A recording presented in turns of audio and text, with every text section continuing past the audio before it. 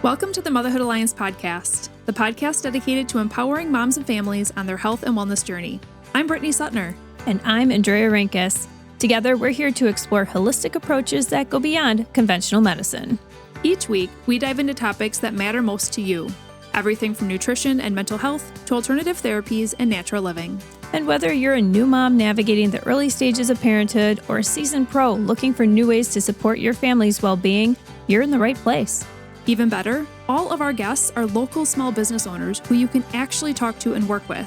You can learn more about today's guest and connect with hundreds of other health and wellness professionals through our informative and easy-to-use directory at motherhoodalliance.com.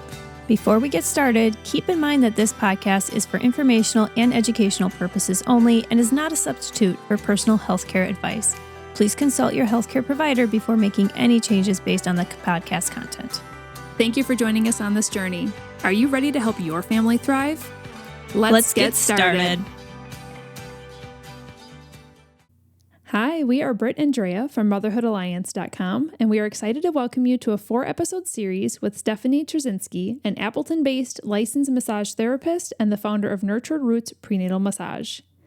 Stefanie specializes in prenatal, postpartum, and infant massage, and she brings a wealth of knowledge to each client she supports through a custom plan, education, and resource recommendations, which is why her business tagline is total support during pregnancy, birth, and motherhood. Stefanie originally thought she'd focus on sports massage, but once she discovered how powerful touch could be for moms during pregnancy, she knew she had found her calling. Now, as a mom herself, she's even more passionate about helping women feel strong and supported, and loves that she gets to help women move through pregnancy with less pain, shorter labors, fewer complications, and a smoother postpartum recovery every day. Outside of her practice, Stefanie loves spending time outdoors, attending baseball games, and fishing with her husband, 3-year-old daughter, and 1-year-old son. We're excited to welcome Stefanie to the mic today. Let's get started. Hey everybody, welcome back. We are in episode 3 with Stefanie. Welcome back, Steph. Thank you. We're having so much fun with you in these episodes, and I'm really excited to dive into this topic today of infant massage, because I think when you first hear about this, you're like, well, you think about relaxation and how adults get massages oftentimes as treats. And I'm sure ideally it's kind of like chiropractic, where it's better to be a wellness action than just a treat action, right? Yeah. Yes. Having that mindset instead. Mm-hmm. Right. So when you think about giving a baby a massage, it's like, well, what in the world? But there's actually a ton of benefits. So I'm excited for you to unpack these. So let's start out with, what does an infant massage look like? They are so tiny. So what does this actually look like? Yeah. So I like teaching infant massage versus just doing it. So I do a 1-on-1 session, or it can be like a 1-on-3, but like me and the baby and the mom and the spouse. I've had grandparents come. I've had older siblings come that want to help their little brother or sister at home get some relief, or just learning that, which is kind of cool because they get to learn the benefits and the importance of touch as well at such a younger age too. So let's jump into those benefits. What are some benefits, or why would somebody want to do infant massage for their kiddo? Yeah, so infant massage can help strengthen the immune system, help with digestion, colic relief, just getting that relaxation.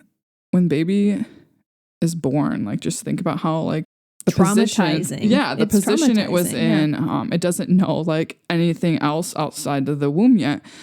So you can really start infant massage at like any time to help regulate sleep cycles and routines. Okay, but I want to dive into that a little bit. So when you say it's helping sleep cycles, is that the like relaxation portion is helping babies sleep better? Is that you're putting them into a rested and parasympathetic state, and that's what's helping sleep? Yeah, it can help with the nervous system and the parasympathetic, and just getting them into that relaxation state, and then keeping them in that longer to help them be able to sleep longer throughout the night. And it can, like the same thing, it can help with if they have an upset stomach, digestion and stuff. I know a lot of times babies will, if they have like the acid reflux or any reflux at all, it can help relieve that. So you mentioned different techniques. So I would love to just kind of give parents a high level picture, and then obviously they can come to one of your infant massage classes where you actually teach them how to do this for more information. But when it comes to something like digestion or colic, where are you massaging the baby? Can you talk a little bit through these different techniques? So there's the digestion and colic, then there's the relaxation and sleep. Is that a different technique? Walk us through some of these different areas. Yeah, so with digestion and colic, I focus a lot on the low back into the sacrum area, into the hips in there, and into the glutes. And then over onto the front side of the body, I like to focus on the belly and into the abdomen and chest, getting those gas bubbles out, doing like a push-pull type method over the belly, doing different circles. And whenever you're doing like a circular motion over the abdomen, belly area, you always want to go clockwise.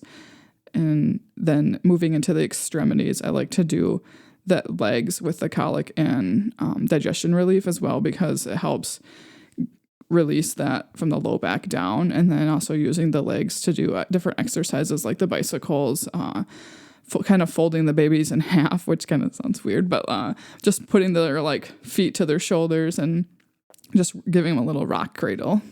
Okay. What about that sleep piece? So with the sleep, that can also help with that as well. And then just doing like a full body massage on the infant as well. And the head massage, face massage, that really gets them into that like deeper sleep that they need, really into the pressure points into their sinuses and in their face, especially with babies when they're sucking, whether it be on the breast or a bottle. That jaw motion, the suckling motion in the jaw can really hold a lot of tension, which can release during a massage and down into their neck as well. Yep. So I feel like, when you talk about infant massage and stuff, it might feel a little overwhelming for a mom who feels like they have to do all the things. What is your recommendations for getting infant massage into their routine? Like, is it like diaper changes or just playing on the floor? Do you have like different ways of, doing a 2-for-1 kind of thing? Yeah. So I usually recommend doing it like 1 to 3 times a week. Okay. And just kind of throwing it in. I feel like most parents already are kind of doing it when they're applying lotion after a bath, or if they do it every night, even without a bath. So they're already kind of giving them a massage, whether it's just kind of like a lymphatic lotion application. But then just to be able to do more techniques, whether depending on what the baby needs at that moment. And you don't ever want to like force the baby, whether, if the baby wants to go play, let the baby go play. If the baby wants to eat, feed the baby and then wait 5-10 minutes and then you can continue with your massage. You want to know their cues and stuff, and you don't want, when they're crying, you don't want to try to massage them as they're tensing up. Well, that's actually a good point, is because I think a lot of parents, when they're listening to something like this, they're like, oh, I have a fussy baby, and so I'm really hoping that this could help them. If they have gas bubbles or things like that and they're fussy and you're trying to massage to help them, how do you kind of differentiate those cues between I'm going to work through this so that I can give them relief versus they are not really wanting this right now? Yeah, so that kind of goes back to like the bicycles and the legs, that where I would recommend just kind of giving them a little rock, a little shake, obviously nothing too hard. Massage also shouldn't like tickle or leave red marks. So you have to have like that firm yet gentle touch. And if the baby does seem to be tensing up, just give them a break, go back to it later, or don't, and just try again the next day. You had mentioned lotion when you said, a lot of parents are putting lotion on after a bath and stuff. Do you have specific like oils or lotions that you recommend that's safe for baby skin? Yeah, so I really recommend and use at my office, for the infant massages, I use the Pipette baby oil. It helps, it mimics the vernix, so it's really hydrating, and then at home I use that, or I use a Dr. Green Mom's lotion. Just kind of depends on the seasons and like the dryness of my baby. But yeah, I highly recommend like the Pipette baby lotion or baby oil.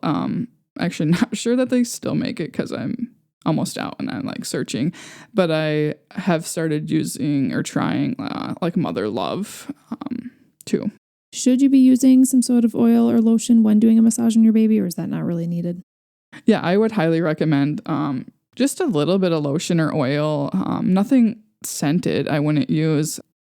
So obviously massage is wonderful for babies' benefits, but what about benefits for mom or dad or siblings who are actually like giving that massage, because it's not just about baby in this case. There's a lot of bonding, I feel like, that happens with this too. Yeah, correct. So with bonding, there's a lot of benefits for the parents. Like I had mentioned, a lot of the times I've had grandparents come. It helps, and older siblings as well, and that can also help give the parents a break.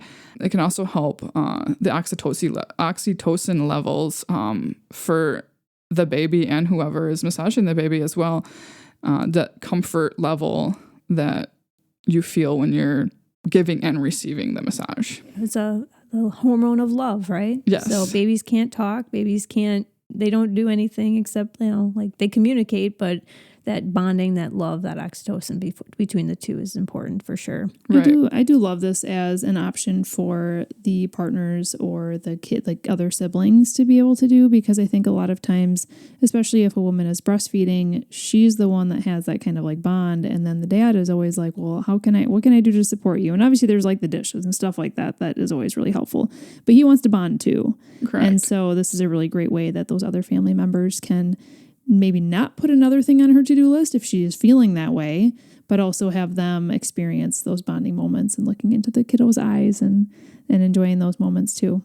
Yeah, one of my favorite techniques to teach, like at the end of a massage, I always start my massage with them on their belly as well, and then have them roll over. And when I end, there's this I love you technique. So I always think that's fun because, like you said, mentioned looking in their eyes and telling, I always say I love you as like you're doing the technique. So that's one of my favorites too. Oh, I love that. So where can people find out about your infant massage classes and when you're holding them next? Yeah, so you can find out on the Motherhood Alliance website, and also on my Facebook page. I post the events there. Now, I am looking at scheduling them like at least bi-monthly. But like I said, too, I do one-on-one sessions in my office as well. Awesome. Do you offer this to families as a service if they wanted to just bring their infant into you and have you do the massage? Yeah, I do. So it's kind of like the one-on-one versus a group class is what I also offer too.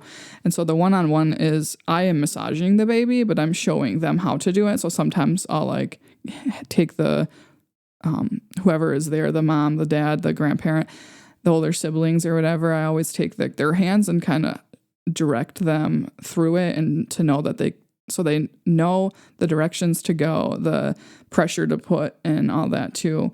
Yeah, I never would have honestly thought about this as like being part of a routine, but I think it's great.